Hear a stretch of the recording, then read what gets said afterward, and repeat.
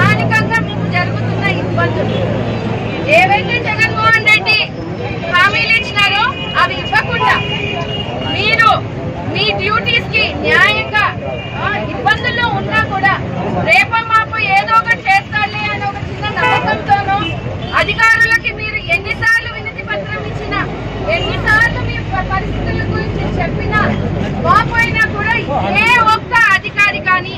స్థానిక ఎమ్మెల్యే కానీ మిమ్మల్ని పిలిపించి మాట్లాడిన పరిస్థితిని